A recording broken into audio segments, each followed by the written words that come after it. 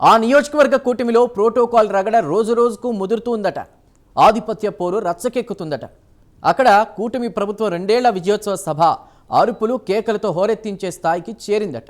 తెలుగు తమ్ముళ్లను స్టేజిపైకి పిలవకపోవడంతో వారు గోలగోల చేశారట. అక్కడి నాయకులను సమన్వయం చేయడం కూటమి పెద్దలకు తలపోటుగా మారిందట. అసలు వారి అలకకు కారణమేంటి? విజయోత్సవ వేడుకలు నిర్వహించాల్సిన చోట రచ్చకు దారితీసిన పరిణామాలేంటి? ఇంతకీ ఎక్కడ జరుగుతోందా వ్యవహారం? అక్కడున్న తాజా పరిస్థితులేంటి? ఆ వివరాలేంటో చూద్దాం.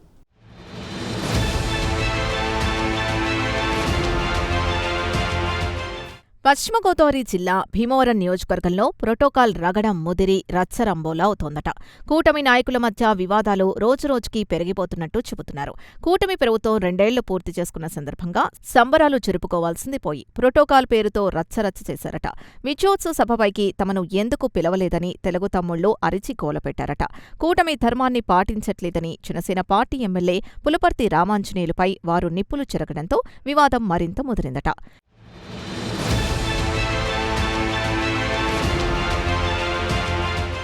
ఇక 2024 అసెంబ్లీ ఎన్నికల్లో ఎన్డీఏ కూటమి అభ్యర్థిగా జనసేన తరపున పులపర్తి రామాంజనేయులు ఇక్కడ నుండే పోటీ చేశారు. వైసీపీ అభ్యర్థి గ్రంథి శ్రీనివాస్పై గెలిచి అసెంబ్లీలో అడుగుపెట్టారు. ప్రస్తుతం ఆయన పీఏసీ చైర్మన్గా కొనసాగుతున్నారు. అయితే కూటమి ప్రభుత్వం ఏర్పడిన ఏడాది కాలం పాటు ప్రోటోకాల్ అనే పదం నియోజకవర్గంలో ఎక్కడా వినిపించేది కాదు. కానీ ఎప్పుడైతే కూటమి నాయకులకు పూర్తి స్థాయిలో నామినేటెడ్ పదవులొచ్చాయో అప్పుడే అసలు ప్రోటోకాల్ కథ మొదలైందని అంటున్నారు. కూటమిలో ఉన్న 3 పార్టీలు కలిసి ఏదైనా పార్టీ కార్యక్రమం చేయాలంటే నాయకులకు లేదా రాష్ట్ర ప్రభుత్వం చేపట్టిన ఏ ప్రభుత్వ కార్యక్రమం చేయాలన్నా అధికారుల గుండెల్లో గుబులు రేపుతోందట. కూటమి నాయకుల నుండి ఏ రూపంలో తలనొప్పి వస్తుందోనన్న భయం వారిని పదే పదే వెంటాడుతూనే ఉందట.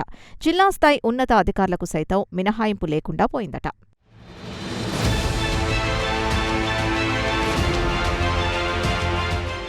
అయితే దీని పూర్వపరాలు ఒక్కసారి గమనించినట్లయితే రాష్ట్ర ప్రభుత్వం చేపట్టిన దివ్యాంగులకు ఉచిత బస్సు ప్రయాణం కార్యక్రమం ప్రారంభోత్సవంలో ఈ షో తెరపైకొచ్చింది. ఆ రోజు స్టేజ్ పైకి ప్రజాప్రతినిధుల్ని అధికారులు పిలిచే క్రమంలో తనను ప్రోటోకాల్ వరుసలో పిలవలేదని మాజీ ఎంపీ తోట సీతారామలక్ష్మి అలిగారట.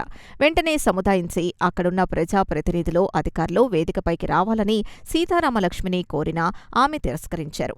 అప్పటికే స్టేజ్ పైన ఉన్న ఎమ్మెల్యే రామాంజనేయులు జిల్లా కలెక్టర్ కలగజేసుకుని రమ్మని పిలిచారు. అయినా సీతారామలక్ష్మి అస్సలు రానంటే రానని మారాన్ చేశారు.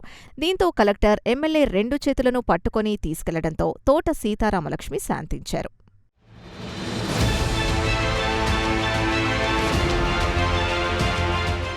దాని తర్వాత జరిగిన మరో కార్యక్రమంలోనూ ఇదే సమస్య ఎదురైంది.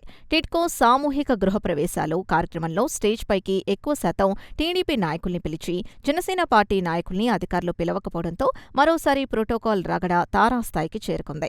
జనసేన పార్టీ నాయకుల్ని ఎందుకు స్టేజ్ పైకి పిలవలేదని అధికారుల్ని నిలదీశారు. దీంతో అప్పటికే స్టేజ్ పైన ఉన్న ఎమ్మెల్యే పులపర్తి రామాంజనేయులు స్పందించి వారిని వేదికపైకి ఆహ్వానించడంతో వ్యవహారం కాస్త సద్దుమణిగింది. మరోసారి అధికారులకు పై అధికారులు అక్షింతలు వేసిన పరిస్థితి నెలకొంది.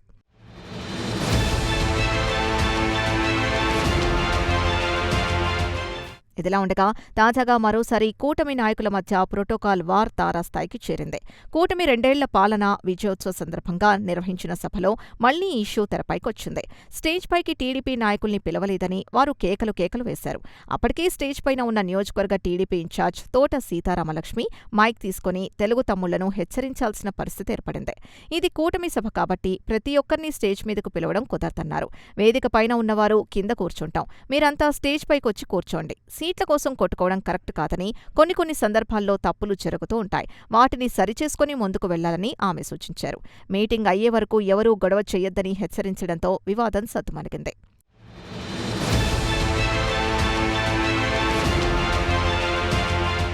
మొత్తానికి భీమవరంలో కూటమిలో ప్రోటోకాల్ వార్ పీక్స్కు చేరినట్టు తెలుస్తోంది. అందరూ కలిసి పనిచేయాల్సింది పోయి ఇలా కుర్చీల కోసం గోల చేయడం ఏంటని ద్వితీయ శ్రేణి క్యాడర్ ఆందోళన వ్యక్తం చేస్తోంది. మరోవైపు మంచి అవకాశం కోసం ఎదురుచూస్తున్న ప్రతిపక్ష వైసీపీకి ఒక ఆయుధంగా మారే ఛాన్స్ ఉందని అంటున్నారు. వచ్చిన ఛాన్స్ యూజ్ చేసుకుని కూటమిలోని అసంతృప్తుల్ని తమ వైపు తిప్పుకునే అవకాశం ఉందని పొలిటికల్ పండిట్స్ హెచ్చరిస్తున్నారు. మరి త్వరలో జరగనున్న స్థానిక సంస్థల ఎన్నికల వరకు ప్రోటోకాల్ వార్కి ఫుల్ స్టాప్ పడుతుందా? ఎన్నికల్లో అందరూ ఒక తాటిపైకొచ్చి పనిచేస్తారా? ఈ ఇష్యూపై కూటమి పెద్దలు దృష్టి సారిస్తారా లేదా అన్నది వేచి చూడాలి.